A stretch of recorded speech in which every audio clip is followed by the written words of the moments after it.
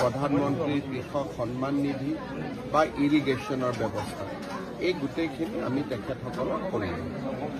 গৰুকুটি কৃষি ফাৰ্মৰ দৰে ইয়াত এটা পৰিৱেশ সম্ভাৱনা এটা আছে।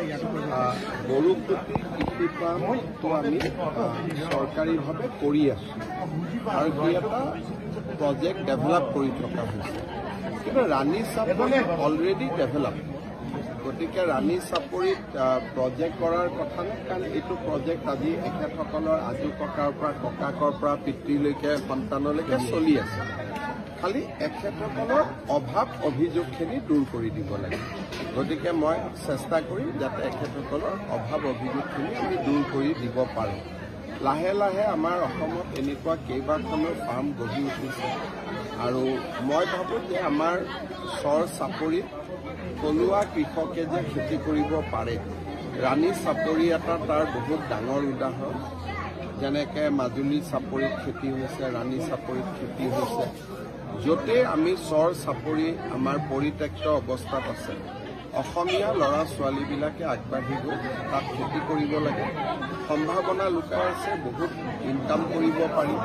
ইয়াত যিবিলাক ভেজিটেবলছ উৎপন্ন কৰা হৈছে বজাৰত দামো পায় আৰু বহুতে ইয়াৰ পৰা আহিও লৈ যায়। সেইকাৰণে মই ভাবোঁ যে আমাৰ অসমীয়া যুৱ সমাজে খালী থকা মাটি বেলেগক এৰি নিদি আমি খেতি কৰিব লাগে। আৰু বহুত জেগাত এতিয়া মেজ যি খেতি কৰা হয় তাৰ বহুত দাম পোৱা যায়। আমাৰ ইথানল ফেক্টৰীবিলাক হৈছে, অসমত বহুত মেজৰ প্ৰয়োজন আছে। গতিকে মই ভাবোঁ যে আমাৰ বিভিন্ন খেতি আমি কৰিব লাগে আৰু কৃষিৰ জৰিয়তে আমি বহুদূৰ আগুৱাই যাব পাৰোঁ। এই কথা প্ৰমাণিত হৈছে। গৰু চোৰৰ কথা কৈছে তেওঁলোকে।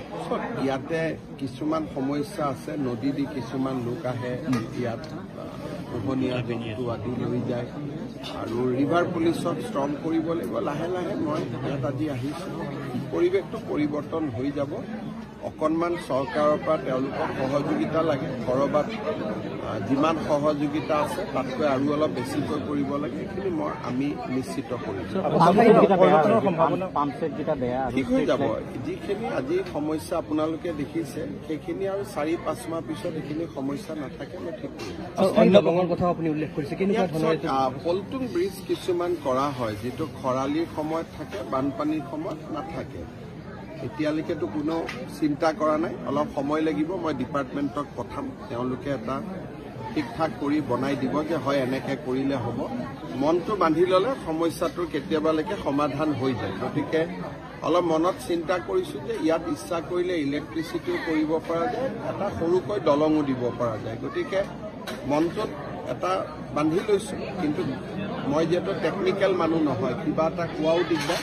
টেকনিকেল মানুহখিনিক পঠোৱাৰ পিছত মই ক'ব পাৰিম আৰু ইয়াতো আহিয়ে থাকিম, আপোনালোকে লগ পায়ে থাকিম।